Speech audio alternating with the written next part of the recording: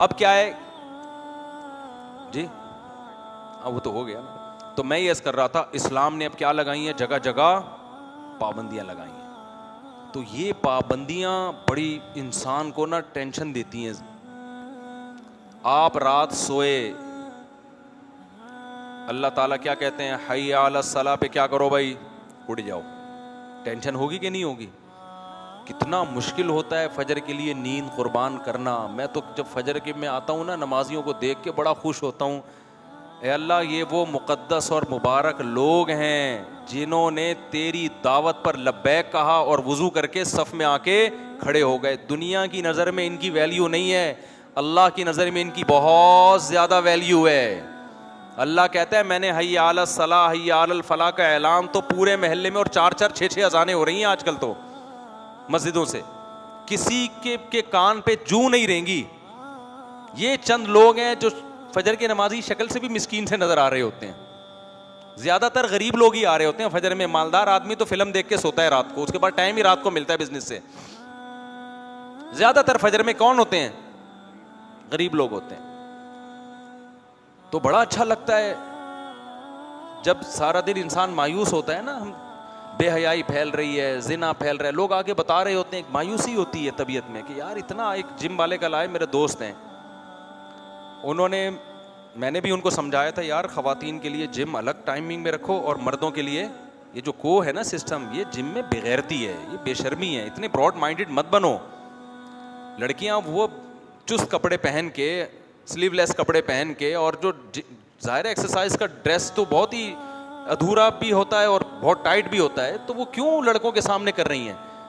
इसमें क्या जा रहा है कि लड़कियों की टाइमिंग अलग कर दो, मर्दों की? अब खुदा से इतना तो ना लड़ो ना। लिबरल लोग जो है ना, वो हर एक को लिफ्ट कराने के लिए तैयार हैं, अल्लाह को जर्रा बराबर अहमियत देने के लिए तैयार नहीं है। वो कहते हैं इसमें हर्ज क्या है भाई, जब लड़कियों को एतराज नहीं है, मुफ्ती साहब ब्रॉड माइंडेड बने, कोई किसी को नहीं छेड़ता। भाई छेड़ लेगा तो हो क्या जाएगा? आगे जाओ ना, फिर जिना भी कर। तो अंग्रेजों ने जिना की है, इतने वलद जिना बच्चे पैदा हो गए, तो क्या तरक्की नहीं की उन्होंने? बात सारी ये है कि जिस खुदा ने पैदा किया, आप उसको अहमियत दे रहे हो कि नहीं दे रहे हो? अल्लाह कहते हैं मेरे हुक्म को अहमियत दो। जो काम गोरा कर रहा है उसने अल्लाह को अपनी डिक्शनरी से निकाल दिया, आज मुसलमान भी निकाल रहा है अपनी डिक्शनरी से। तो क्या करना है भाई ऐसी नमाज और उम्रे का? क्या करना है ऐसी नमाज उम्रे का? इतनी बेगैरती है, इतनी बेहयाई है। फिर उसमें कितने वाकयात हो रहे हैं, कितने वाकयात हो रहे हैं। वो जो लड़कियां जा रही हैं, मैं बदगुमान नहीं कर रहा किसी की बीवी जा रही हो और वहाँ मर्द और औरतें इकट्ठे हों, लेकिन एतमाद ख़त्म हो रहे हैं एक दूसरे पे। शौहर को बीवी पे एतमाद ख़त्म हो रहा है, औरत को मर्द पे एतमाद ख़त्म हो रहा है। औरत को पता है मेरे मर्द को 20 किस्म की औरतें मिलती हैं, पता नहीं किस किस से ताल्लुकात होंगे। मर्द को पता है ये 20 किस्म के मर्दों से इसकी सलाम दुआ हो सकती है। ठीक है, बहुत से लोग एतमाद करते हैं, लेकिन दिल में वसवसे आना शुरू हो गए कि नहीं हो गए? जो रिश्ता था, जो अल्लाह चाहते हैं जोड़ के रखें, वो रिश्ते टूटना शुरू। अब तो ऐसे ऐसे केसेस आ रहे हैं। मैं जिम ट्रेनर को समझा रहा था, मैंने कहा भाई हमारे पास पहले केसेस आते थे सास बहू के झगड़े, अब केसेस आ रहे हैं कि मियाँ बीवी के झगड़े हो रहे हैं। किस बात पे? शौहर को शक हो गया है कि ये इसके किसी से ताल्लुकात हैं। ये बहुत ज़्यादा मामला ख़राबी की तरफ जा रहा है। वो झगड़े काबिल बर्दाश्त थे, ये काबिल बर्दाश्त नहीं है कि ना औरत को शौहर पे एतमाद, ना शौहर को औरत पे। तो ये को सिस्टम जो है ना, ये तबाही बर्बादी की तरफ लेके जा रहे हैं हमको। जिसके दिल में खुदा का खौफ होगा, सिर्फ पैसे की हवस नहीं होगी। हम जिम खोलने से थोड़ी मना कर रहे हैं भाई आपको, हम तो तरगीब दे रहे हैं कि काम करो ये, ताकि लड़कों को कोई पॉजिटिव एक्टिविटी मिले, वो जाके ये मोबाइलों की जान छोड़ें, जिम में आए, वर्जिश करें। लेकिन थोड़ी सी तो गैरत कर लो यार, थोड़ी सी गैरत कर लो। तुम मुसलमान हो, तुमने कलमा पढ़ा है, तुम मानते हो कि खुदा को हमने जवाब देना है। तो हम ये भी नहीं कह रहे कि लड़कियों के लिए खोलें ही नहीं, हम कह रहे हैं लड़कियों की टाइमिंग अलग कर दो, लड़कों की टाइमिंग अलग कर दो। इतना तो खुदा को मान लो ना। इसमें थोड़ा सा पैसों का नुकसान होता है तो होने दो भाई, हराम ही कमाना है, अगर गलती करना है तो बंदूक उठाओ, लोगों से माल छीनना शुरू कर दो। फिर नहीं जी। तो वो मेरा दोस्त है बेचारा, मैंने उसको समझाया, वो मानता है अल्हम्दुलिल्लाह, उसने अलग सिस्टम किया। लेकिन उसने कहा मुफ्ती साहब लड़कियों में बेहयाई इतनी फैल गई है, लड़कियां इसको एक्सेप्ट नहीं कर रही हैं। शर्म किसमें बेगैरती अब मर्दों से ज्यादा किसमें आ रही है? खवातीन में आ रही है। कह रहे हमने एक हफ्ते के लिए जिम बंद किया कि घर मजदूर आके ना रेनोवेट कर रहे हैं उसको, कुछ काम था मजदूरों का, तो हमने कहा मजदूर आएंगे अंदर काम करेंगे, तो खवातीन से हमने इतना कह दिया एक हफ्ता आप छुट्टी कर लें और ये जब रिपेयरिंग पूरी हो जाएगी तो फिर आ जाए। उन्होंने कहा नहीं हम इन्हीं की मौजूदगी में कर लेंगे, हमें छुट्टी नहीं करनी। मजदूर खड़े हुए हैं, आपकी ड्रेसिंग क्या, ज़्यादा उस पर नहीं आदमी बात कर सकता। तो जब खुदा का खौफ बिल्कुल निकल जाए मेरे भाई, तो इजाफा तकल हयाउ फ़फ़अल माशीता, तो ठीक है लड़कियां जा रही हैं, शर्म निकल रही है, इस शर्म निकलने से सोसाइटी का भी बेड़ा गर्क होगा। और अल्लाह देखो बार बार कुरान में कहता है ला तहसबन्नल्लाह गाफिलन अम्मा यामलुज़्ज़ालिमून, आप अल्लाह को भूल रहे हो लेकिन अल्लाह आपको नहीं भूल रहा। अल्लाह कहते हैं अल्लाह को गाफिल मत समझो, जालिम लोग जो कर रहे हैं। मैंने पैदा किया, मैंने बनाया, मैंने माँ की छातियों में दूध पैदा किया, ये सारे रिश्ते मैंने बनाए, मुझे इग्नोर करोगे और फिर तुम्हें खुशियाँ मिलें तो ये खुशियाँ तुम्हारे गले पड़ेंगी कल। दुश्मन जब किसी को कोई नेमत देता है, लड्डू खिलाता है, तो उस लड्डू के अंदर जहर रख के खिलाता है वो। दोस्त जब कड़वी गोली भी देगा ना, उस कड़वी गोली में फायदा होगा। और दुश्मन जब किसी को लड्डू भी खिला रहा है तो इंसान, अक्लमंद इंसान उस लड्डू खाते हुए 100 दफा सोचता है कि ये लड्डू मेरे दोस्त ने नहीं खिलाया, या किसने खिलाया है, दुश्मन ने। अल्लाह नाफरमानों का दुश्मन है, अल्लाह को मोहब्बत फरमाबरदारों से है। तो जो आप गुनाह करके नेमतों को हासिल कर रहे हो, ये नेमतें, ये नेमत ना समझो, इसमें जहर छुपा हुआ है। खुदा कैसे, अल्लाह कुरान में कह रहा है अम नजअलुल मुत्तकीन कल फुज्जार, जो गुनाहों से बचते हैं और जो गुनाह नहीं करते, जो गुनाह करते हैं और जो नहीं करते, क्या दोनों मेरी नजर में बराबर हो सकते हैं क्या? एक औरत पर्दा करती है, गैर मर्द के सामने नहीं आती, क्यों? किसका हुक्म है भाई? खुदा का। और एक खुलेआम मर्दों के सामने एक्सरसाइज कर रही है। दुनिया तो कहेगी आंटी बड़ी लिबरल हैं, वो ये ब्रॉड माइंडेड हैं, ये कोई तंग जहन नहीं है इनका, अच्छे अखलाक की, हर एक से मुस्कुरा के बात करती हैं। दुनिया तो तारीफें करेगी। जिस खुदा ने पैदा किया है भाई, पूरी सूरह नूर उसने नाजिल कर दी, सूरह हिजाब नाजिल कर दी और उसको हुक्म दिया कि ये मर्द गैर महरम है, इनके सामने जीनत को जाहिर नहीं कर सकती। वो उस खुदा की आयतों की आप धज्जियां उड़ा रहे हो। तो ऐसी सेहत अच्छी हो भी जाए, फिटनेस जो खवातीन की फिटनेस की फिक्र कर रही हैं, तो क्या आप बुढ़ी नहीं होंगी एक दिन? चेहरे पे झुर्रियां नहीं पड़ेंगी? फिर कोई लिफ्ट नहीं कराएगा। ये थोड़े दिनों की जवानी है जो अल्लाह ताला ने रंगीनियां पैदा कर दी हैं। और मैं बार बार खवातीन को एक बात कहता हूं, मर्द देर से बूढ़े होते हैं, औरत पे बुढ़ापा। गुस्सा बहुत आता है बाज खवातीन को जो बयान नहीं सुन रही, उनको मेरी ये बात सुन के कि हमें बुराई कर रहा है। तो भाई ये ग्राउंड रियलिटी है। जब अल्लाह ने औरत को हुस्न ज्यादा दिया है तो छीनता भी जल्दी है, मर्द को हुस्न कम दिया है लेकिन छीनता जल्दी नहीं है। हमने तो 70-70 साल के भी लोग देखे हैं, बिल्कुल फिटफाट, ऐसे लगता है बिल्कुल कोई कमजोरी है ही नहीं। मेरे वालिद साहब 63 साल की उम्र में इतने पावरफुल थे माशाल्लाह, चाल से कोई कह भी नहीं सकता था इन पे बुढ़ापे के कोई असरात हैं। वो तो हार्ट अटैक हुआ, सेहत वेहत का ख्याल नहीं करते थे, फौजी थे, बस वो उनको ब्लड प्रेशर चेक करने का शौक ही नहीं था, ठीक है ना, बीपी हाई रहता था। डॉक्टरों ने कहा, उन्होंने कहा यार कोई बात नहीं यार। तो मैं नहीं कह रहा कि ऐसा करना चाहिए, लेकिन वैसे बड़े सेहतमंद थे, चाल ढाल। और लेकिन आप किसी 60 साल की औरत को देखो, वो क्या हो जाती है। मेरे वालिद साहब के ना चेहरे पे झुर्रियां थी, 63 साल में दांत सारे सफेद चमकदार, वो पठान, असलन तुम पठान है ना, और ऐसे घनी दाढ़ी और आवाज में वही पावर। कहीं से भी बुढ़ापे के कोई दूर दूर के असरात कम से कम मुझे नजर नहीं आते थे। मर्दों में बहुत सारे ऐसे होते हैं। हकीम सईद साहब 78 साल की उम्र में, 78 ईयर्स ओल्ड थे, रोजाना 1 घंटा लॉन्ग टेनिस खेलते थे वो, मादरत के साथ। खेलने से पहले मादरत नहीं करते थे, ये मादरत मैं बताते हुए कर रहा हूं कि आपको लगेगा यार ये कैसी बातें कर रहा है। 1 घंटा क्या था लॉन्ग टेनिस, आप 10 मिनट खेलो लॉन्ग टेनिस तो दिमाग सेट हो जाता है आदमी का। वो 1 घंटा खेलते थे। तो मर्दों में अगर सेहत का ख्याल रखें, बहुत देर तक चलते रहते हैं। औरत का जो हुस्न जमाल है अचानक ढलना शुरू होता है। तो औरत को तो और ज़्यादा एहतियात करनी चाहिए कि भाई पाकदामनी इफ़्फ़त के साथ वक्त गुजारो, अपने मियाँ की मोहब्बतें लो, औलाद पैदा करो, फिर बुढ़ापे में ख़ानदान हो तुम्हारा। जब एज एक थोड़ी सी बढ़ती है, जवानी में औरत को इज्जत उसके हुस्न जमाल की वजह से बहुत जगहों पे मिल रही होती है, आंटी बड़ी खूबसूरत है, सब लिफ्ट करा रहे होते हैं, आप बैठ जाएं मैं खड़े होकर सफर कर लूंगा। ऐसा ही होता है ना, मैं ये सामान वहां तक पहुंचा देता हूं वगैरह वगैरह। लेकिन जो 40, 50, 45 साल 50 साल के बाद जो इज्जत मिलेगी ना, वो हुस्न जमाल की वजह से नहीं मिलेगी, वो बुजुर्गी की वजह से मिलेगी। तो वो इज्जत औलाद और शौहर देता है कि मेरे बच्चों की क्या है ये। इंसान का बच्चा होगा तो इज्जत देगा, नहीं होगा तो नहीं देगा, लेकिन मेजॉरिटी तो मेरा ख्याल है इंसान के बच्चे ये भी मार्केट में चल रहे हैं। खराबी इतनी नहीं आई है हमारी सोसाइटी में कि औरत बूढ़ी हो जाए तो मर्द उसको लिफ्ट कराना छोड़ दे। कुछ लोग होंगे, लेकिन मेजॉरिटी भाई बच्चों की क्या है, ये माँ है, जिंदगी इसके साथ गुजारती। हमारे एक जानने वाले थे, उन्होंने दूसरी शादी की जवान खातून से। अब पहली बीवी के साथ उनकी ज़िंदगी 30 साल गुजरी, दूसरी ने आते ही पता नहीं कुछ मसाइल खड़े कर दिए, उनको गुस्सा आता था। अच्छा, दूसरी ताने देती थी कि ये पहली वाली तो बुड्ढी है, इसको तुम क्यों लिफ्ट करा रहे हो। मेरे पास केस आया तो मुझे कहने लगे मुफ्ती साहब उस पहली वाली ने गम, गुर्बत, भूख, सारा कुछ बर्दाश्त किया मेरे साथ 30 साल। तो अब मैं ये तो नहीं है कि ये नई वाली की वजह से उसको इग्नोर करना शुरू कर दूं। ठीक है, दोनों के हक मिलेंगे तो उसको भी प्रॉपर टाइम देंगे हम।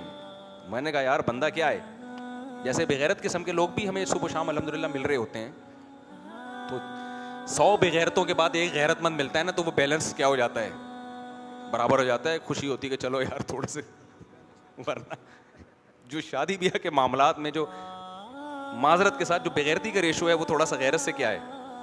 बस मैं ज़्यादा नहीं इस पे जाऊंगा, फिर वो बेगैरती के वाक़यात सुनाऊंगा तो आप कहेंगे अच्छा हम तो पता ही नहीं इतने बड़े बड़े, हम तो थोड़े से हैं, ये तो इतने बड़े बड़े बेगैरत पड़े में। तो उससे बाज़ दफ़ा ना वो गलत, यानी हम सब इसमें शामिल हैं भाई, मैं कोई किसी को बुरा नहीं कह रहा। खैर, तो क्या बात कर रहा था मैं, जल्दी से बात को समेटूं। अबे यार आपको बिठाया हुआ किस लिए यहाँ पे, जहाँ से बयान कंटिन्यू चल रहा होता है ना वहीं से करें, अजान भी होने वाली है, इसको जल्दी से कंप्लीट करना है। हाँ, तो मैं ये कह रहा था कि भाई वो जो जिम ट्रेनर थे उनसे मैंने कहा कि यार, उसने कहा भाई ये ख़वातीन भी बहुत सी नीचे आ रही हैं, और ये मालदार घरों की ख़वातीन में ये मसला क्या है, ज्यादा है। जिनके पास कपड़ों के पैसे ज्यादा होते हैं, कपड़े उन्हीं के पास नहीं होते, उनमें ज्यादा मसला ही है। उनको जरा अपनी दौलत दिखानी है और थोड़ी नुमाइश करनी है। मैं फिर भी नीयतों पे शुबा नहीं कर रहा, बाज़ों को इससे कोई गरज नहीं होता कि मर्द देख रहा है कि नहीं देख रहा। उनको मर्द के सामने अपनी बॉडी को एक्सपोज करना भी मकसद, वो इतनी ब्रॉड माइंडेड होती है कि हमारे मसाइल ही नहीं है। ओ भाई आपके नहीं है, इस्लाम के तो है ना मसाइल। इस्लाम पाबंदी लगा रहा है, किसी वजह से लगा रहा है ना। अपनी ख्वाहिशात पर इस्लाम को क्या करो, तरजीह दो। भाई अल्लाह ने मना कर दिया, खत्म। देखो, कोई अंग्रेज हमारे सामने खिंजीर का गोश्त ला के रख दे, हम फौरन क्या कहते हैं, भाई ये हराम है, हम नहीं खाते, हम मुसलमान हैं, हम नहीं खाते। अब अंग्रेज हमसे पूछे क्यों नहीं खाते, हम कहें ये नापाक है। अंग्रेज कहे सर्फ से धो के खा लो। अंग्रेज क्या कहेगा, सर्फ से धो के खा लो। हम कहें नहीं फिर भी नापाक रहेगा। अंग्रेज कहे कि क्यों नापाक रहेगा, इसमें क्या है, कि पीठ लगी हुई है, इसमें गोबर लगा हुआ है, बदबू भी नहीं आ रही, सूंघ के देखो, और अगर थोड़ी बहुत आ रही है तो वो टेस्ट गेन नहीं हुआ अभी आपका, ठीक है ना। थोड़े दिन खाओगे तो नहीं आएगी, हमें तो नहीं आती, आपको क्यों आ रही है। ये बहस कभी खत्म हो सकेगी क़यामत तक? कोई लॉजिक पेश करोगे? आखिर में आके कहना पड़ेगा भाई हम क्या हैं, मुस्लिम हैं, खुदा का हुक्म है, हराम है, तो हम भी क्या कहेंगे, हराम। तो अंग्रेज क्या कहे, इतनी लंबी बहस करने की जरूरत क्या थी, पहले बोल देते। भाई तुम्हारे मजहब में पाबंदी और तुम मजहब को फॉलो करते हो, प्रैक्टिसिंग मुस्लिम हो, तुम खुदा को मानते हो, मजहब को फॉलो करते हो, फिर वो इस पे बहस करेगा कि क्यों मानते हो खुदा को, क्या जरूरत है। तो बहस का रुख चेंज हो जाएगा, लेकिन एक टॉपिक हमेशा के लिए क्या हो जाएगा, बंद। तो जो हमारी लिबरल आंटियां हैं, जो जिम जा रही हैं, मर्दों के सामने एक्सरसाइज कर रही हैं, देखो मैं अगर बहस करना शुरू करूं, इससे बेहयाई फैलती, आगे से अप्लाई आता, कोई बेहयाई नहीं फैलती, मेरी बेगम तो 20 साल से जा रही है, दिल साफ होना चाहिए। लिबरल लोगों के पास आलतू फालतू दलाइल बहुत होते हैं कि नहीं ये सब, ये ना असल में एक्चुअली ये सब दिमाग का खेल होता है, ट्रस्ट की बात होती है। हमने तो बहुत सी पर्दे वालियों को घरों से भागते हुए देखा है, उन्होंने देखा होगा, शायद कोई भाग रही होगी। हमने बहुत सी पर्दे वालियों को देखा है और ये बड़ी खतरनाक, और वो फलाने का वाक़या तो ढिमकाने का वाक़या। ये बहस क़यामत तक ख़त्म बोलो नहीं होगी। दिल साफ होना चाहिए। वो जिम तो 20 साल से चल रहा है, उसमें तो आज तक कोई ऐसा केस नहीं वजूद में आया। तो मैं उनसे कहता हूँ आ भी गया तो क्या हो गया, अंग्रेजों के रोजाना ऐसे केसेस होते हैं तो क्या हो गया, 2-4 और मजीद अंग्रेज वजूद में आ जाते हैं उसकी वजह से। अगर वो केसेस भी ना होते तो अंग्रेजों की तो नस्ल ही खत्म हो गई ना। क्या ख्याल है उनके? तो केसेस की वजह से जो कुछ अंग्रेज बच गए हैं वो केसेस की वजह से बच गए हैं। लेकिन इन सब चीजों के दलाइल देने का कोई फायदा नहीं है भाई। जब हम खिंजीर को कहते हैं इल्लीगल है तो दलील यहां से शुरू करो, खुदा ने क्या किया है, पाबंदी लगा दी। तो पर्दे का मसला भी है कि आप खवातीन को चाहिए कि दलाइल में सोचने के बजाय भाई अल्लाह ने साफ लफ्जों में, ये कोई अबू हनीफा का कौल नहीं है, इमाम शाफी का कौल नहीं है, ये सूरह नूर की आयतें हैं। वला युबदीन ज़ीनतहुन्ना इल्ला लिबुलतिहिन्ना औ आबाइहिन्ना औ आबाइ बुलतिहिन्ना औ अबनाइहिन्ना औ अबनाइ बुलतिहिन्ना। किसी हुक्म को इतनी डिटेल में जाके कुरान ने एक्सप्लेन नहीं किया होगा। जहां पर्दे का हुक्म आया तो एक एक रिश्तेदार का नाम लेके अल्लाह बता रहा है कि अब्बा के सामने आ सकती है, बेटे के सामने आ सकती है, ससुर के सामने आ सकती है, दामाद के सामने आ सकती है, बेटों के बेटे के सामने आ सकती है, भाइयों के बेटों के सामने आ सकती है, बहनों के बेटों के सामने आ सकती है। पूरे रिश्तेदारों का बता दिया कि इसके अलावा किसी के सामने अपनी जीनत को जाहिर नहीं कर सकती। किसी जरूरत से आना पड़े, कोई मजबूरी हो तो पर्दे में आए। बहुत ज्यादा गुंजाइश निकालनी है तो चेहरे का पर्दा इख्तलाफिया। राजे कौल तो यही कि जवान औरत पे चेहरा छुपाना फर्ज है।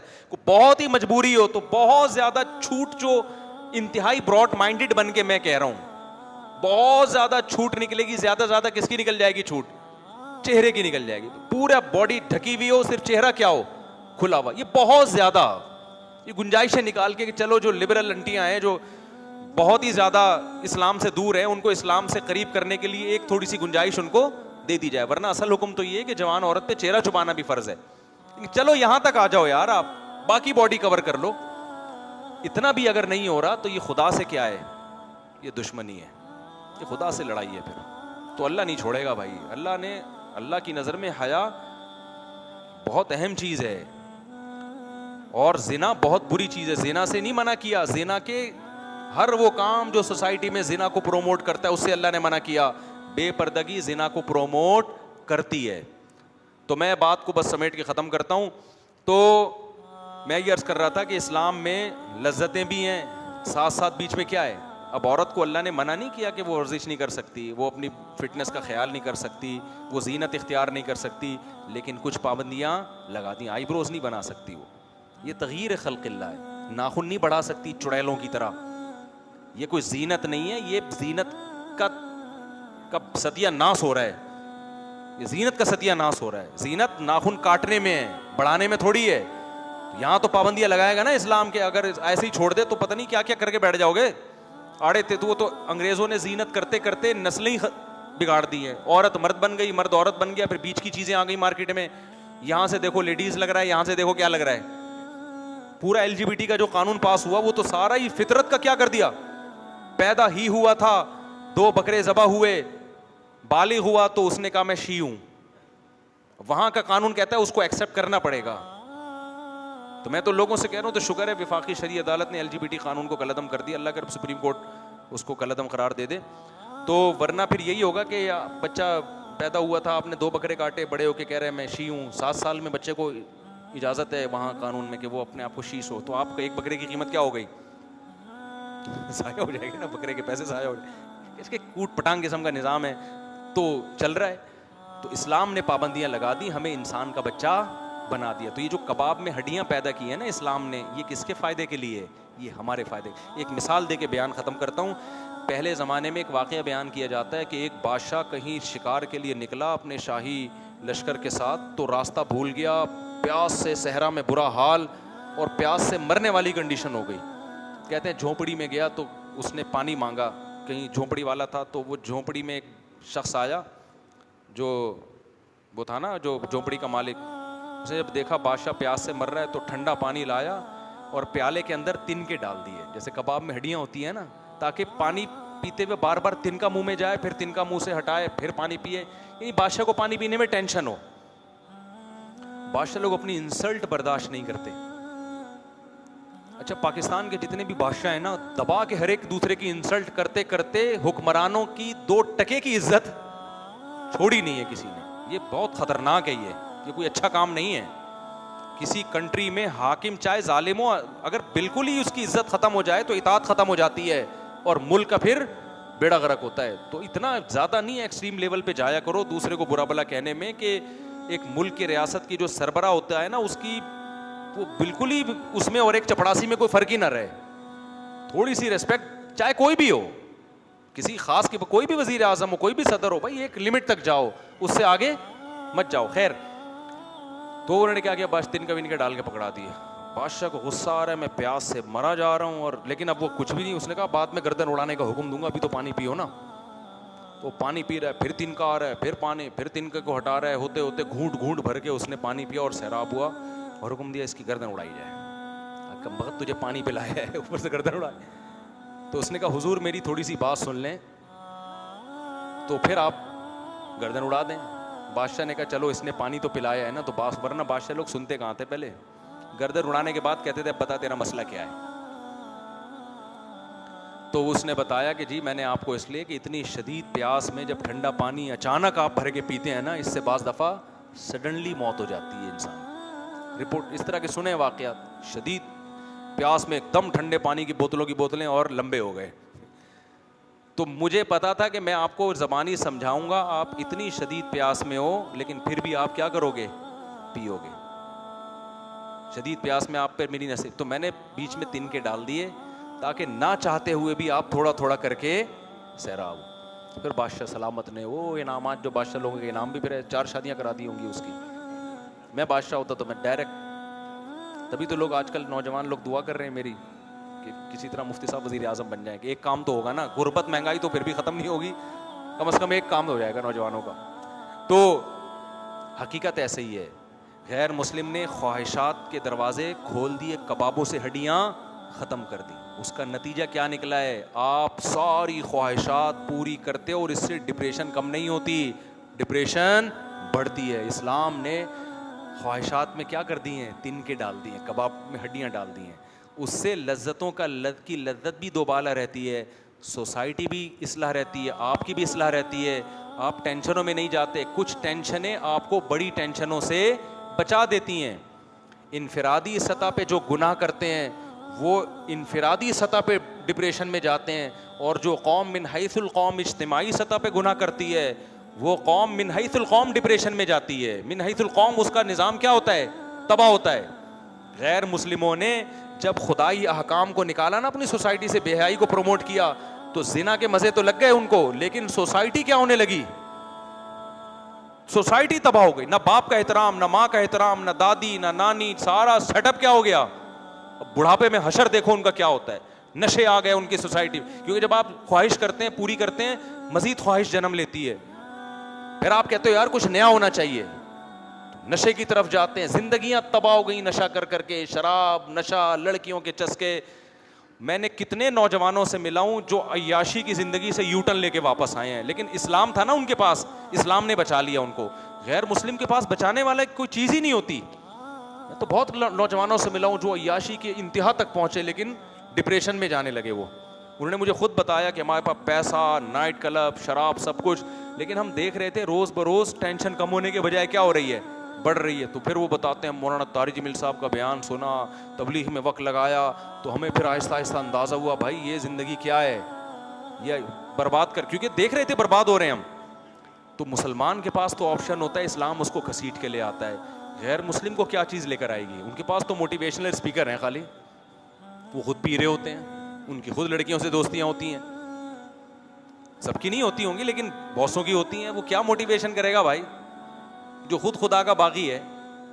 मोटिवेशन में तो सबसे पहले खुदा का इंट्रोडक्शन जरूरी है ना, कि जिसने पैदा किया उसको तो मानो, वो तो है ही नहीं उनके यहाँ। तो इसलिए जो इस्लाम में जो कबाब में हड्डियां हैं ना मेरे भाई, ये हड्डियां हमारे फायदे के लिए। हड्डी वाले गोश्त का मजा अलग होता है। मैंने एक दफा क्या किया, मछली से ना पूरी हड्डियां निकालनी, कांटे उसी तरीके से निकलवा के मछली पकाई, मजा नहीं आया। तो मैंने कहा भाई वो जो कंघी होती है ना उसके अंदर, उसके साथ ही गोश्त का मजा होता है। थोड़ा सा खाओ, थोड़े से कांटे का भी मजा लो, फिर कांटे निकाल के, बिल्कुल ही कांटों से भरी हुई ना हो। बांग्लादेश के लोग तो कांटों भरी मच्छी ऐसे खा रहे होते हैं, खट खट खट साइड पे कांटे लगा रहे होते हैं, पता नहीं स्पीड पर निकाल के फेंक देते हैं मच्छी अंदर, कांटे साइड पे। वो उनको पता नहीं वो जीन में उनकी ये चीज़ शामिल। हम लोग तो ऐसे करना पड़ता है कांटा हटाना, लेकिन बिल्कुल ही कांटे हटी हुई मच्छी होती है, उसमें भी लज्जत नहीं होती, थोड़े से कंघी होनी चाहिए कम से कम अंदर, ठीक है ना। तो भाई जो इस्लाम ने पाबंदियां लगाई हैं, ये पाबंदियां मेरे और आपके फ़ायदे के लिए लगाई हैं। तो मुत्तकीन का मतलब मैं जो बता रहा था ना, इन्नहा लतज़किरतुल लिलमुत्तकीन, अल्लाह कहते हैं ये कुरान उन लोगों के लिए नसीहत है जो बुराई से बचना चाहते हैं, जो कबाब में हड्डी बर्दाश्त कर लेंगे, तो उनको बहुत फ़ायदा होगा इस कुरान से। अल्लाह हमें समझने की, अमल की तौफीक अता फरमाए।